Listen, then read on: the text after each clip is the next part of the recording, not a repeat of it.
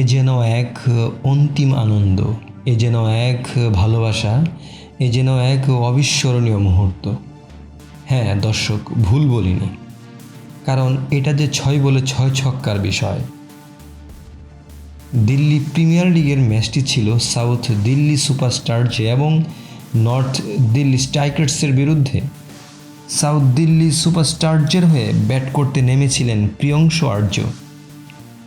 নেমেই তিনি মারমুখী হয়ে পড়েন, একের পর এক ছক্কা হাঁকান। ম্যাচের একটি ওভারে 6টি ছক্কা মেরেছেন আর্য। যুবরাজ সিং, কায়রন পোলার্ড এবং নিকোলাস পুরানের পর চতুর্থ ক্রিকেটার হিসেবে টি-20 ক্রিকেটে এক ওভারে 6টি ছক্কা মারলেন এই ব্যাটসম্যান। তার ছক্কা দেখে সবাই আনন্দে মেতে উঠে তার টিমমেটরা,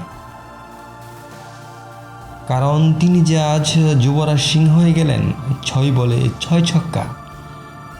আর্য 50 বলে 120 রানের একটি মারমুখী ইনিংস খেলেন। তার ব্যাটিংয়ের নৈপুণ্যে তার দল 308 রান করে। ব্যাটিং নৈপুণ্যে তার দল 112 রানে জয় নিশ্চিত করে। সামনের আইপিএলে সে যে দলে ডাক পেতে পারে সেটা বলাই যায়।